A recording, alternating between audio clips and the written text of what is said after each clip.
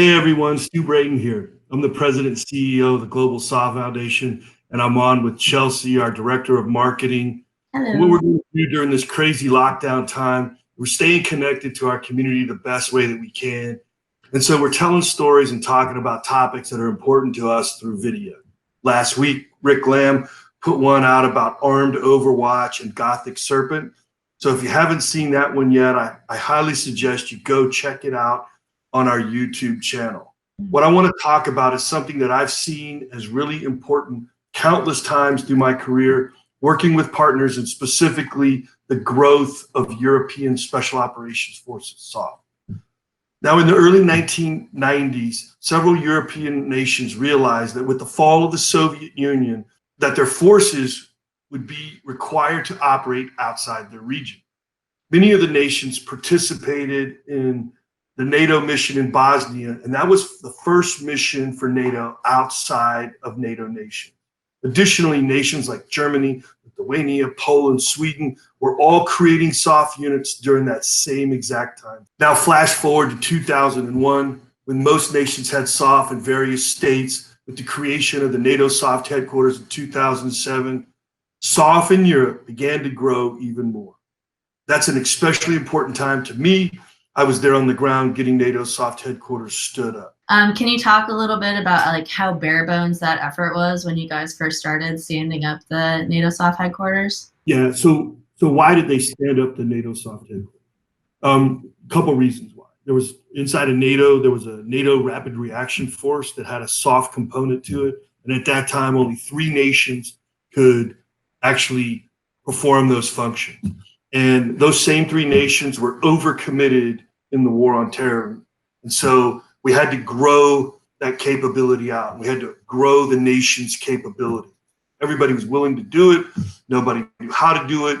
And to be honest with you, it was really difficult to just stop fighting a war and start training our European partners. But we did it. And the whole purpose of that was to help grow out NATO's SOF capability so we could have better SOF and better SOF component headquarters supporting joint NATO operations.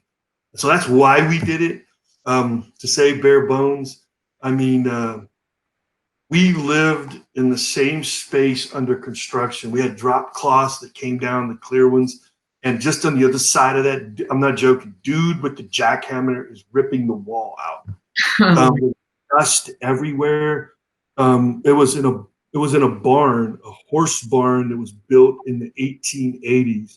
I mean, it had rat feces and asbestos. I mean, it was a complete disaster. But so by 2012, most nations understood the requirements to have a larger and more capable SOF, and that's kind of where the focus went. In 2014, the NATO summit in Wales concluded with all the nations agreeing to achieve a defense spending of about 2% of their GDP.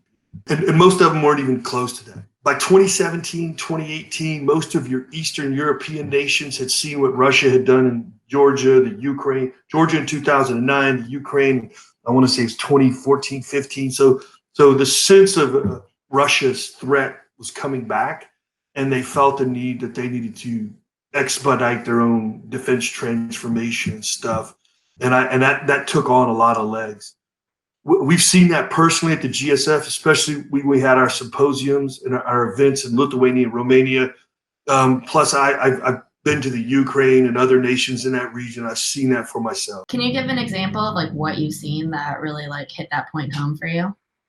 Yeah, I mean, in a nutshell, if you know anything about your equipment, it's based on your doctrine, right? Everybody thinks doctrine's all noise. I did when I was young. But what doctrine does is it drives your programmatics, all the stuff you have. And Soviet equipment was based on mass formations and offensive action. Right? And then if you look at the Western philosophy, they do what's non-contiguous warfare. That's for you Rangers and Marines. That means not touching. And so it's more disparate operations, right? It's freedom of action, freedom of maneuver. Give a little to take a little. And the equipment that the Western folks in NATO have is really different than what the former Soviet bloc nations had. So what you're seeing is these nations, these former Eastern Bloc Warsaw Pact nations, They're divesting themselves of all this Soviet stuff. It sounds really easy. You snap your fingers and it goes away, but their entire defense infrastructure is there. And so you're looking at decades of transformation. A lot of these countries are starting with their special operations as the defense transformation nucleus. One, it's small, they're smart, they're well trained, and you can use it as a beta test to work out any of your issues that you might have for your wider defense transformation. So that's a smart thing, and we're seeing that in numerous countries. We're also seeing the joint SOF headquarters are being developed, and many of the nations are pulling together to build what are regional SOF headquarters. They're not tied to NATO, they're not tied to EU, they're just several smaller nations collectively pooling their resources together to create a stronger regional entity, which I think is absolutely brilliant. They're spending billions of euros every year, and they're using their special ops to do it. They've got designated joint SOF special operations task forces that are stood up in Northern Africa. And so it's a huge effort. What you're seeing is a combination of all this stuff that's transpired over the last 14 years, 15 years, is now being employed where they're protecting their own national interest. Whereas in the old times, there's only 3 countries, everybody would rally around them and they would lead the effort. So you're seeing a much more aggressive, robust burden sharing type thing. And I think it's been a great investment for the US and those nations that have participated. I want to end by saying that the future of SOF depends on capability development. Right now, there are a lot of good land and maritime tactical SOF units. What's truly lacking are strategic and operational capabilities like communications, intelligence assets, and soft aviation that can enable SOF task forces to be deployed. Additionally, only a few of the larger nations have strategic lift that can deploy and sustain their forces deployed. These are all assets that nations need to be able to deploy and employ their SOF. That's why the Global SOF Foundation conducts educational engagement with policymakers to ensure that they know that their nations need to support their SOF. And we'll continue to engage policymakers digitally until we can get to them in person again. On that note, check out our website for ways you can stay involved with our network. And everyone, please stay safe and healthy out there. And as always, you can reach out to me if you need anything at all.